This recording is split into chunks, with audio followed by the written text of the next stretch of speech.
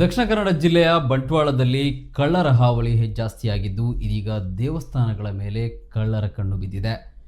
ಕಳೆದ 2-3 ದಿನಗಳಿಂದ ತಾಲೂಕಿನಲ್ಲಿ ದೇವಸ್ಥಾನಗಳ ಮೇಲೆ ಕಣ್ಣಾಯಿಸಿರುವ ಕಳ್ಳರ ಗ್ಯಾಂಗ್ ನವೆಂಬರ್ 5ರ ಬಂಟ್ವಾಳದ ತುಂಬೆಯ ಶ್ರೀ ಮಹಲಿಂಗೇಶ್ವರ ದೇವಸ್ಥಾನದ ಮುಂಬಾಗಿಲಿನ ಚಿಲಕ ಮುರಿದು ಒಳ ಪ್ರವೇಶ ಮಾಡಿದ ಕಳ್ಳರು ಸುಮಾರು 2 ಲಕ್ಷಕ್ಕೂ ಅಧಿಕ ಮೌಲ್ಯದ ಸೊತ್ತುಗಳನ್ನು ಕಳವು ಮಾಡಿದ್ದಾರೆ.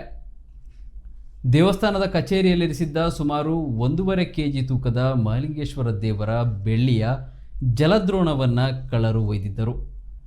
ಇದರ ಜೊತೆಗೆ ಗೋದ್ರೇಜ್, ಕ್ಯಾಶ್ ಡ್ರೈಯರ್ ಹಾಗೂ ಕಾಣಿಕೆ ಹುಂಡಿಯಲ್ಲಿದ್ದ ಸುಮಾರು 50,000ದಷ್ಟು ನಗದು ಹಣವನ್ನು ಕೂಡ ಕಳವು ಮಾಡಲಾಗಿದೆ ಎಂದು ಹೇಳಲಾಗಿದೆ.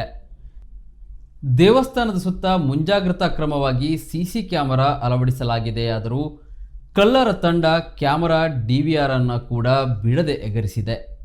ಸೋಮವಾರ ಮುಂಜಾನೆ ಬಂಟ್ವಾಳ ಗ್ರಾಮಾಂತರ ಪೊಲೀಸ್ ಠಾಣಾ ವ್ಯಾಪ್ತಿಯ ಪರಂಗಿಪೇಟೆ ದೇವಸ್ಥಾನವೊಂದರ ಕಳವು ನಡೆದಿರುವುದು ಸ್ವತಃ ಅಲ್ಲಿನ ಅರ್ಚಕರು ಸಿಸಿ ಕ್ಯಾಮೆರಾದ ಮೂಲಕ ನೋಡಿದ್ದಾರೆ.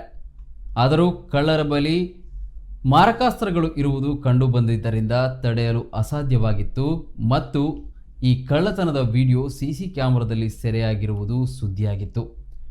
ಅಂತಹ ಯಾವುದೇ ರೀತಿಯ ಗೊಂದಲಗಳು ಉಂಟಾಗದಂತೆ ಕಳ್ಳರು ಯೋಚಿಸಿ ತುಂಬೆಯ ದೇವಸ್ಥಾನದ ಸಿಸಿ ಕ್ಯಾಮೆರಾದ ಫುಟೇಜ್ ಇರುವ DVR ಅನ್ನು ಕಿತ್ತುಕೊಂಡು ಹೋಗಿದ್ದಾರೆ. ದೇವಸ್ಥಾನದ ಸಿಬ್ಬಂದಿ 6 ಗಂಟೆಗೆ ಬಂದಾಗ ಮುಂಬಾಗಿಲು ಚಿಲಕ ಮುರಿದಿರುವುದು, ಬಾಗಿಲು ತೆರೆದಿರುವುದು ಗಮನಕ್ಕೆ ಬಂದಿದೆ. ಕೂಡಲೇ ಅವರು ದೇವಸ್ಥಾನದ ಆಡಳಿತ ಮುಖ್ಯಸ್ಥರ ಚಂದ್ರಪ್ರಕಾಶ್ ಶೆಟ್ಟಿ ತುಂಬೆಯವರಿಗೆ ತಿಳಿಸಿದ್ದಾರೆ. ಇತ್ತೀಚೆಗೆ ಈ ದೇವಸ್ಥಾನದ ಬ್ರಹ್ಮಕಲಶೋತ್ಸವ ನಡೆದಿತ್ತು.